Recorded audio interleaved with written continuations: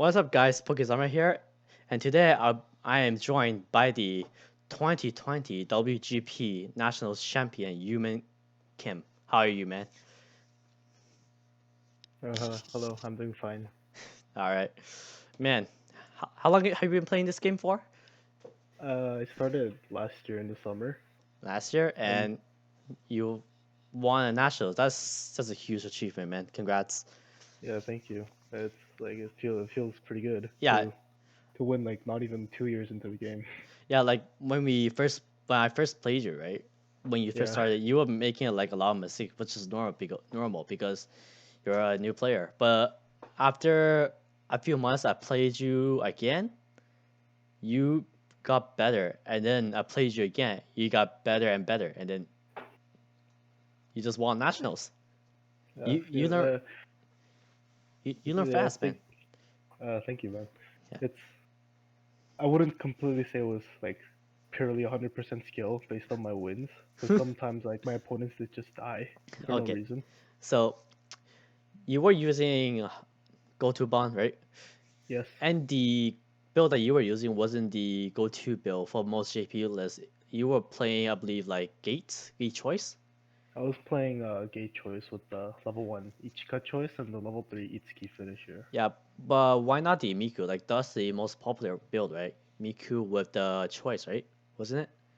Yeah, that's the most popular build because on paper it has I think it has the highest potential to do the most damage But because you can do the burn two and then top check two if you snipe some no, no, no. climaxes Here's the with the thing: lead damage.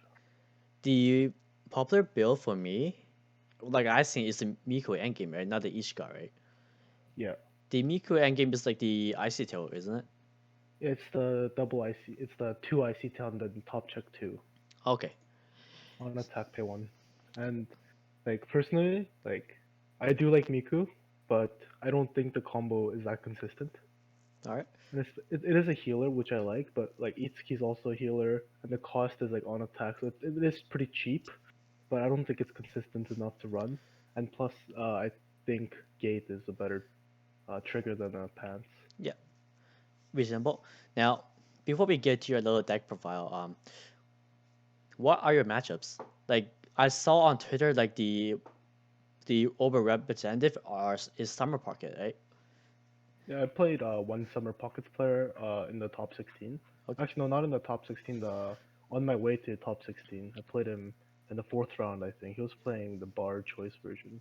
yeah. And what were your matchups up till you win the whole thing? I played a lot of Psychono players. I think I played three Psycho. I think I played all three Psychono players on my way Hmm. to the finals, and even in the finals, I versed a Psychono player. It was really weird to see the new build, especially since I know the deck is strong, and after the ban list, it lost a lot of its power. Do you have any insight on what the build like? I'm assuming it's still like bar bar gate, Yeah, right? it's bar gate, and so a lot of people run the anti salvage now. Okay. And then they run. I've seen different builds. In the finals, the guy I played ran the level 0 that goes to memory after you encore it. Hmm. So that was pretty interesting. And mostly, I think most Psychono builds just try to fix that memory problem and try to add in cards that just go to memory. And but then it loses a lot of aggressive power since it doesn't have the JC. All right. And what were your other matchups besides the Psychono and Summer Pocket? I played Charlotte in Adventure Time. I played Shioko in my second round. I played Bang Dream, the glitter green. That was scary. And that was, and then I think the most difficult matchup I had was against Charlotte, since like my deck can't really do anything to finish it off. Yeah. Charlotte just don't let anybody play the fun game, just very vanilla, right? Yeah, that game was insane. Like Uh, we went on for like an hour and a half, an hour and 10 minutes, I think, just because I can't deal damage to him, and I've compressed myself enough where I just triple cancel every turn. So it just back and forth until one turn he triple triggered and I killed him. okay, so let's all get onto your deck profile right here. I have it on Anchor Yeah. decks, so yeah. So you got what are your zeros besides the brainstorm and the runners? I Yeah, the guess. brainstorm and the runner is like I think it's a must in every deck. Yeah. I think in any deck of Gotoban you run the 4 brainstorm and you run the 4 runners. No, The here's the other zeros I the have, this is a salvage brainstorm, right? yes, And most people run 3 brainstorms, but why four? Cause why four though? Cause I think it's really important in the deck, especially since I only run 16 level zeros, yeah. and then uh, this deck always wants a double back row setup. And at level 0 and at level 1, until I get to level 2, I'll always have double brainstorm in the back, because every time I reverse a character, I can just automatically pump 1k. And especially with this deck, since it lacks a lot of power on attack, uh, especially at my level 1, I can always just have that extra 1k pump just to reverse everything. And you're running 2 drop searchers as well. You The two just drop searchers is, I think, it's really important in the deck. It's a drop searcher. It can hand fix for level 1 and then hand fix for the early plays at level 1 if I don't get it off my combo. And the other thing is that since it gets a soul in the middle, since deck, I when I play it, I generally don't have a lot of stock.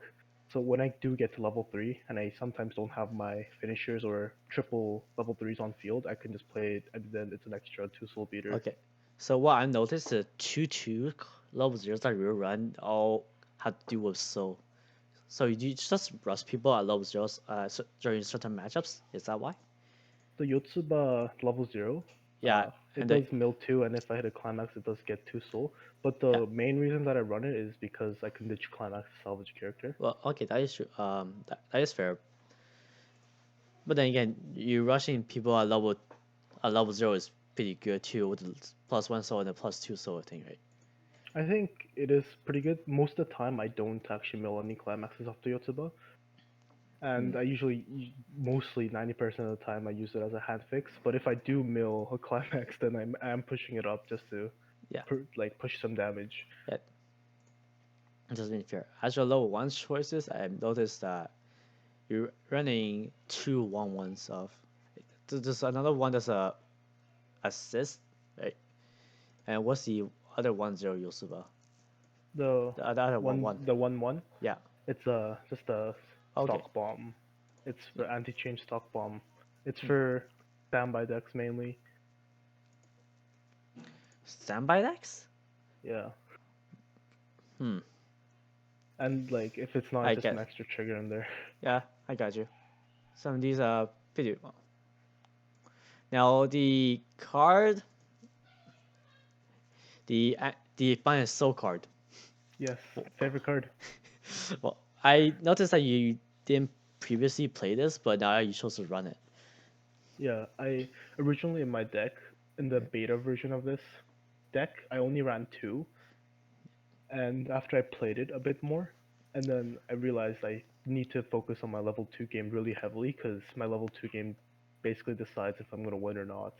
With By spamming the early plays that get to 11k base if I have full field, and with the level assist that gets to 12.5, I'm pretty much set on field. But if my opponent just crashes everything and just slams climax like most decks do, like when I played a lot of Psychono and they slam bar every turn, and then they try to push a lot of damage through, and then the minus soul counter just, it's 3 stock. It is quite expensive, but my finishers don't really cost that much, so that kind of uh, relieves the pressure of me trying to build stock, and the -3 soul counter is just good for that. And you're running double 2 different types of early plays, right? Yes. So we'll run the each the Isuka though, but she doesn't really heal, does she? She She can. doesn't. Yeah. So why run that though? Oh, Mainly, it's like another body on the field. Number one, number two, I can grab the climax, my gate climax from my level 3, or I can grab the event. oh, yeah. Um, I was gonna ask about the consistent issues with the counter. Do you mostly sometimes like you don't want to like keep it in hand, right? But most of the time you want to keep it in hand just to get it at level 3 because you just really need to play one of them, not just at level 3, correct? The minus soul counter. Yeah, you just need to play one at level 3 to pretty much guarantee surviving, right? Yeah, pretty much. Like, have you been to level 3 first than your opponent? Most games I usually reach level 3 after and finish them off because Uh, Most decks that I've played against, I don't know if it's just me being lucky, but they couldn't really contest my field at level 2. Even if I just get one the Ichika early play, it's a 12-5 body on the field that my opponent just can't kill, so it lasts for a couple of turns. Not only does it last for a couple of turns, but it actually opens up a field so I can push anything up and direct for extra damage. so let's say you have count the counter in hand, right? Like how often do you keep this counter during the early game? Because you can Early game, because you can salvage it back with a Ishiga, right? the Ichika, Ishiga. it's Itsuki, Isuki. Itsuki. Like, and then also like the level 0 Itsuki can also grab it since it is a it's an unbuffed Akatsuki for a level 1 or higher card, so Okay. I can grab the event. Alright. And then the Itsuki, the early play can also grab it, but if I have it at level 1 and I don't at level 0 I'll definitely get rid of it, but at level 1 if I'm at like 1-2, 1-3 ish, I'll definitely keep it if I can do my combo. Hmm. Now, what is the favorable situation for you to go to level 3 stock wise?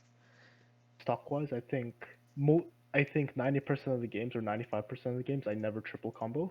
Since focus so heavily on the level 2 game, I spend a lot of stock there. Yeah. And I think that's fine considering how things went.